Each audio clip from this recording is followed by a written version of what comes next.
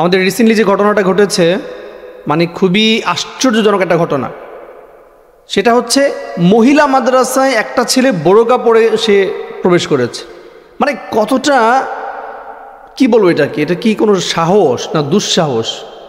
এটা একটা চতুরতা, একটা চালাকি, একটা ইতরামি। মানে কতটা বাজে ছেলে হলে এই কাজটা করতে পারে। ও একটা বোরকা পরে বাস অন্য অন্য মেয়েদের সাথে সেও চলে গেছে। অবশ্যই তার উদ্দেশ্য আছে কিছু একটা। কি উদ্দেশ্য তার? কেন সে যাবে? এটা অবশ্যই অনুসন্ধানের বিষয়।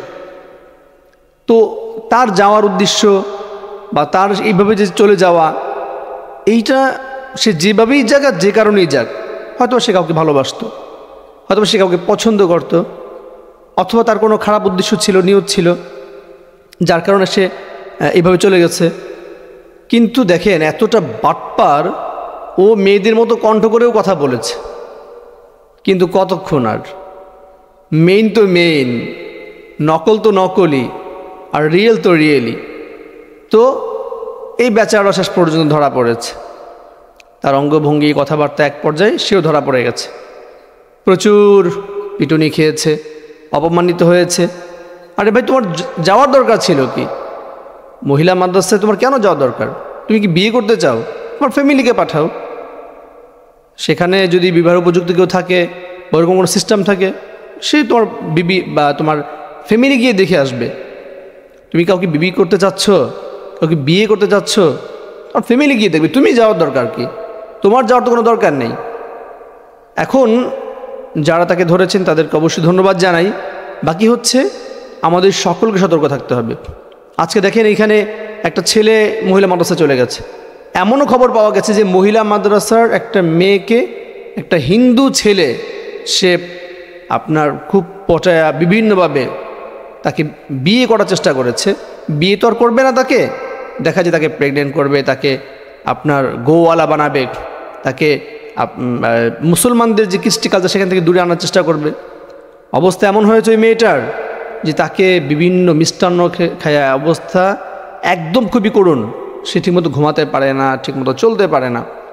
এমনভাবে তাকে হিপনোসিস করা হয়েছে, এমনভাবে তাকে মানে তার ভিতরটা মনে হয়েছে শেষ করে দিয়েছে।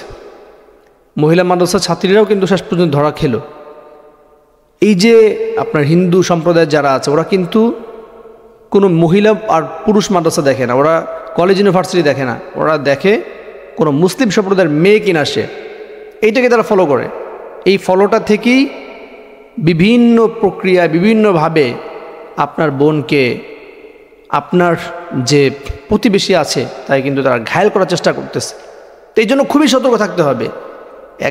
একদিক থেকে তো হিন্দু সম্প্রদায়ের কিছু মিশন তারা একসাথে তারা কাজ করছে যে কিভাবে মুসলমান মেয়েদেরকে নষ্ট করা যায়, কিভাবে মুসলমানদেরকে ধ্বংস করা যায়, কিভাবে মুসলমানদের শক্তিকে খর্ব করা যায়, এই প্রচেষ্টায় তারা নেমেছে।